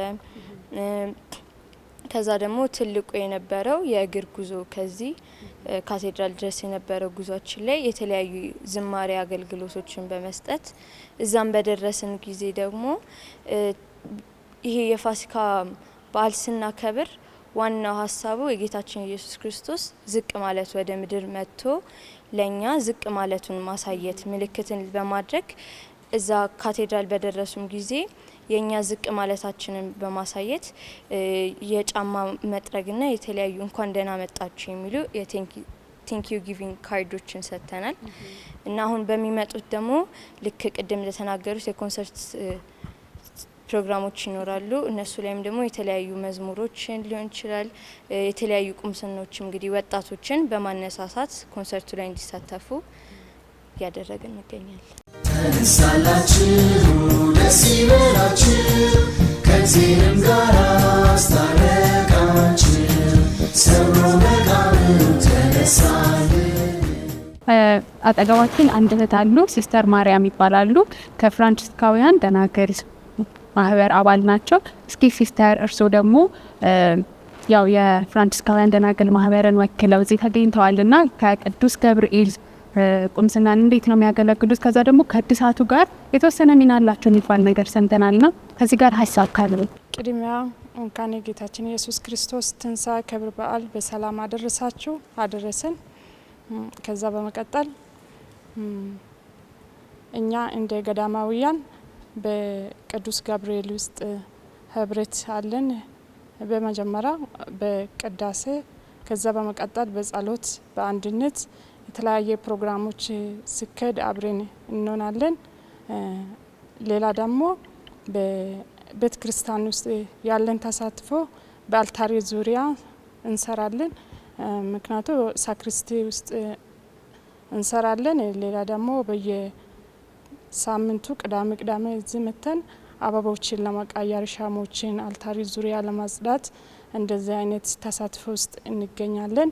ሌላ ደግሞ በቅዱስ ገብርኤል ቤተ ክርስቲያን እድሳት ላይ እንትን ምንድነው ተሳትፎ እንደ ገዳማውያን እንትን ምንድነው አስፈላጊ ነገሮችን ከነሱ ጋር ተነጋግረን አሁን ቅድም እየተካሄደ የነበረ ከዚህ በፊትም ቲሸርቶች እንትን ምንድነው በዛ በኩልም ስትሮችን እያወያዩ ነበር። እኔ በዛ በኩል እንትን ምንድነው በአንድነት ሆነን ከነሱ ጋር እንድንሆን ብለን በየኮሚኒቲያችን እየተነጋገረን ነበር።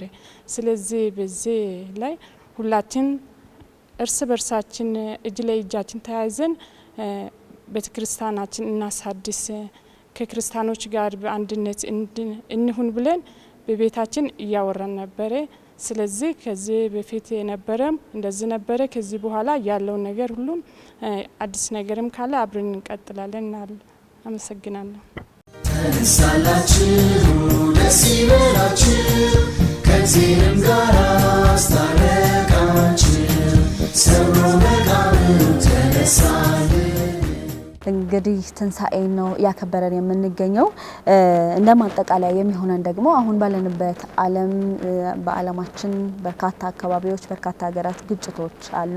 በዚህም ደግሞ ወጣቶች፣ እናቶች፣ አዛውንቶች በህይወት ፈተና ውስጥ ያልፋሉ። ስለዚህ ከትንሳኤ ጋር በተገናኘ ከትንሳኤ በኋላ ዓለማችን የሰላም አየር እንድትተነፍስ መልካም ምኞቶን ይግለጹ። እሺ፣ አመሰግናለሁ። የዓለም ጉዳይ ብዙ አሳሳቢ የሆኑ ነገሮች ይኖራሉ። ምክንያቱም በተለይ ከዚህ ከኢትዮጵያ ስንነሳ ሰዎች የዕለት ተዕለት ኑሮ ለመኖር እንኳን ከባድ በሆነበት ጊዜ ውስጥ እንገኛለን። የኑሮ ውድነት ይኖራል፣ የተለያዩ ችግሮች ሁሉ ይኖራሉ። እንዲሁም ደግሞ ወደ ባህር ማዶም ስንሻገር የተለያዩ ቦታዎች ላይ ጦርነት አለ፣ እርስ በርስ አለመስማማት አለ። ለዚህ ደግሞ መነሻ የሚሆነው ጌታችን ኢየሱስ ክርስቶስ በትንሳኤ ውስጥ እንደምንገኝም ሁሉ ትንሳኤን ብርሃንን ያሳየን አምላክ ለእርሱ ካለመጸለይ መፍታት አንችልም። ምክንያቱም ማናችንም በተለያዩ በጉልበት በእውቀት የምናደርገው በሱ የምንፈታ አይሆንም። አንድና አንድ የሚሆነው ምንድን ነው? ከጸለየና በጋራ ሁሉ መላለም ሁሉም ክርስቲያኑ ሙስሊም እያንዳንዱ በበኩሉ ከጸለየበት ያንን የማይፈታበት ምክንያት ምንም ነገር የለም።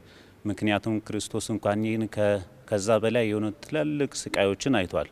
ያን ስቃይን ያሳየው ዛሬ ለእያንዳንዳችን ነው። ምክንያቱም የበለጠ ደግሞ በዚህ ባሳለፍናቸው በጾም ወቅት ውስጥ አንድ እስትንፋስ እግዚአብሔር ለእያንዳንዱ የሰጡን እስትንፋስ በተለያዩ ሰዎች አማካይነት እያለፈና በሰዎች ብዙ ጉዳቶች እየደረሱ ይሆናሉ እና ይህ ደግሞ እግዚአብሔር አምላክ እኛ በጸሎት ይህንን ካልፈታ ነው እግዚአብሔርን በእኛ ዘንድም የሚያዝንበትን ምክንያት ሊኖር ይችላል። ስለዚህ በጋራ ሁላችንን የምንጸልይ ሰዎች ከሆነን በእምነታችን ምርቱ ሆኖ የምንጸልይ ከሆነ ሁላችንን ይህንን ሰላም የደፈረሰውን ሰላም ማምጣት እንችላለን።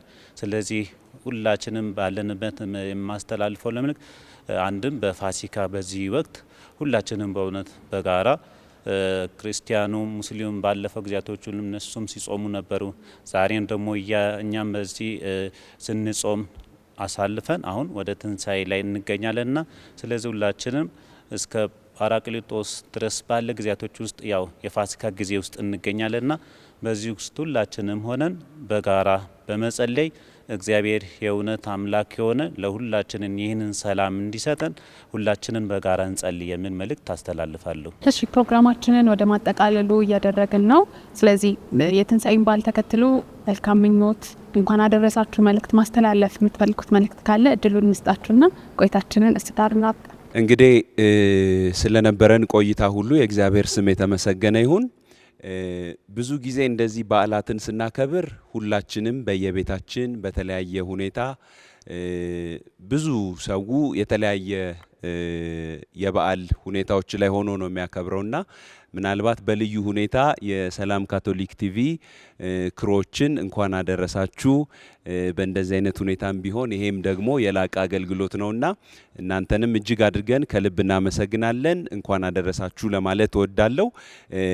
በኢትዮጵያና በውጪ ያሉ ትውልደ ኢትዮጵያውያን ሁሉ ካቶሊካውያን በጎ ፍቃድ ያላቸው ሁሉ እንኳን ለጌታችን ለመድኃኒታችን ለኢየሱስ ክርስቶስ በዓል በሰላም በጤና በፍቅር ሰብስቦ በአንድነት አቆየን እያልኩኝ እንዲሁ ደግሞ ዛሬ በነበረን ቆይታ ከህፃናት፣ አዳጊዎች፣ ወጣቶች ምክር ቤት እንዲሁም ደግሞ የቁምስናው የተለያዩ እነ ሲስተርንም ጨምሮ ማህበራትና የተለያዩ ምእመናን ክፍል የሆኑትን ሁሉ በአብሮነት ቆይተናልና ይሄ ቆይታ እንግዲህ ለብዙዎች በመግቢያችን ላይ አባ ገብረ መስቀልም እንዳሉት መሸጋገር ትንሳኤ ትልቁ ዋናው ቁልፍ ተነሳ በሚለው ይቋጫል የሚል ነውና አሁን ባለንበት ወቅት ደግሞ ብዙ መውጣት መውረዶች፣ ፈተናዎች፣ ስጋቶች ያሉበት ጊዜ እንደመሆኑ መጠን ሁላችንም በተስፋ መሸጋገር እንደሚኖር መነሳት እንደሚኖር በማሰብ በዛ ሐሳብ ውስጥ እንድንቆይ በተለይም ደግሞ በዛሬ በእኛ በቅዱስ ገብርኤል ቁምስና ውስጥ ያያችሁትን ይህንን የትውልድ ቅብብሎሽ ለዘመናት በሁላችንም በአብዛኞቹ የካቶሊካውያን ቤተክርስቲያኖችና ቁምስናዎች ውስጥ የሚካሄድ ነው። ይህንን አጠናክረን እንድንቀጥል ለሁሉም ቁምስናዎች የማህበራት መኖር የተለያዩ አካላት እንቅስቃሴዎች መኖር ለኛ ትልቅ ህይወት ነውና እነዚህን ነፍስ ያላቸውን ህይወቶች ወይንም አብሮነቶች ሁሉም ቁምስናዎች እንዲያስቀጥሉ እንዲያጠናክሩ ዳግመኛ ጥሬን ማስተላለፍ ወዳለው። ከዛ ባሻገር እንግዲህ ደጋግመን አንስተነዋል፣ ግን ለአንዴና ለመጨረሻ ጊዜ ለመድገም ያክል ቁምስናችን ቅዱስ ገብርኤል በአሁኑ ሰዓት የእድሳት ፕሮግራም ላይ ይገኛል። በዚህ በሰላም ካቶሊክ ቲቪም የተለያዩ ጊዜዎች መልእክቶችን ጥሪዎችን አስተላልፈናል። ዛሬም ከስር በምታዩቸው የማገዣ መንገዶች ወቅቱ በሚጠይቀው በሶሻል ሚዲያዎች በተለያዩ የባንክ አካውንቶች ድጋፎች እንድናደርግና በተለያዩ የበዓላት ፕሮግራሞች ደግሞ አብሮነታችን በሀገር ውስጥም ይሁን በውጪ ያለውን ሁሉ በፍቅር በመተሳሰብ በመደዋወል በመጠያየቅ እንድናደርግ ጥሬን ለማስተላለፍ ወዳለሁ። መልካምና የተባረከ የአብሮነት ጊዜ የመሻገር የትንሳኤ ጊዜ ይሁንልን እላለሁ። መልካም ባለ ሁላችን እንግዲህ አሪፍ ጊዜ ያሳልፈናል። ደስ የሚል ጊዜ ነበረ። ምናልባት የዛሬው ቀን እንኳን አደረሳችሁ ብቻ ብለን የምንተላለፍበት ቀን ባይሆን ባይነኝ እኔ ምክንያቱም እንኳን አደረሰች ስንባባል ለምንድነው እሱ የደረስነው ለጌታችን ለኢየሱስ ክርስቶስ ትንሳኤ በዓል ስንል ምንድነው እሱ በውስጥ ያለው ከኛ ጋር ምንድነው የሚያገናኘው የሚለው ሁላችንም እናውቀዋለን እናስባለን። ግን እኛም ደርሰናል። ይሄ ከባርነት የወጣንበት ነው፣ በደም የተገዛንበት ወደ አዲስ ህይወት የተሸጋገርንበት በሱ በልጁ በክርስቶስ ኢየሱስ አዲስ ፍጥረት የሆንበት ነው። ይሄ በፊት ይደረጉ የነበሩ ስርዓቶች የተሻሩበት አዲስ ስርዓትና ትልቅ በዓል ነውና ሁላችሁንም መላው ካቶሊካውያን እንዲሁም ክርስቲያኖች ሁላችሁ እንኳን አደረሳችሁ ማለት ፈልጋለሁ። መልካም በዓል ይሁንላችሁ። በመላው ዓለም የምትገኙ ውድ ካቶሊካውያንና በጎ ፈቃድ ያላችሁ ሁሉ የተመለከታችሁ የቆያችሁት ልዩ የትንሳኤ በዓል ዝግጅታችንን ነው። የዛሬው እንግዲህ ልዩ የትንሳኤ በዓል ዝግጅታችንን በአዲስ አበባ ሰበካ በቅዱስ ገብርኤል ቁምስና ነው ቆይታ ያደረግነው። ይህ ቁምስና እንግዲህ ቀደም ሲል እንደጠቀስነው 60 ዓመታትን የተጓዘ ታሪካዊ ቁምስና ነው። በዚህ ቁምስና የተገኘንበትም ዋነኛ ምክንያት እንግዲህ ይህ ቁምስና በቤተክርስቲያን እድሳት ላይ ይገኛል። ያንን አስመልክተን እንግዲህ በቁምስናው ተገኝተን በቤተክርስቲያኑ ውስጥ ይህንን ልዩ የትንሳኤ በዓል ዝግጅት ከካህናት ጋር እንደዚሁም ደግሞ ከቤተክርስቲያን ሽማግሌዎች ከወጣት ዘማሪያን ጋር ሆነን በልዩ ሁኔታ ከላይ በተመለከታችሁት መልኩ አክብረናል። አብራችሁን ስለነበራችሁ አብራችሁን ስላከበራችሁ እጅግ አድርገን ነው የምናመሰግነው። ከቀሪ የጣቢያችን ልዩ የትንሳኤ በዓል ዝግጅቶች ጋር መልካም ጊዜ እያለን እኛ ከወዲሁ እንሰናበታለን። መልካም በዓል።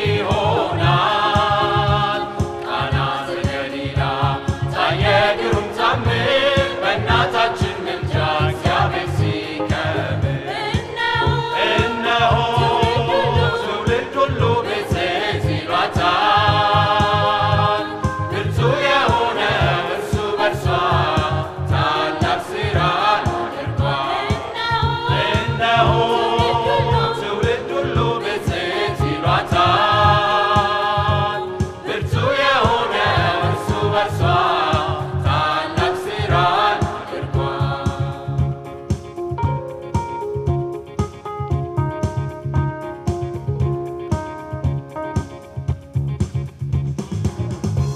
የተመረች መቤት እናት ነሽ አላት የዮሐንስ መልእክት ትእዛዙ ይህች ናት። በእርሷ ዘንድ እንድንሄድ እንለምናት የፍጥረት አማላጅ ድንግል ማርያም ናት። እነሆ ትውልድ ሁሉ ብፅዕት ይሏታል። ብርቱ የሆነው እርሱ በእርሷ ታላቅ ስራን አድርጓል። እነሆ ትውልድ ሁሉ ብፅዕት ይሏታል። ብርቱ የሆነው እርሱ በእርሷ ታላቅ ስራን አድርጓል።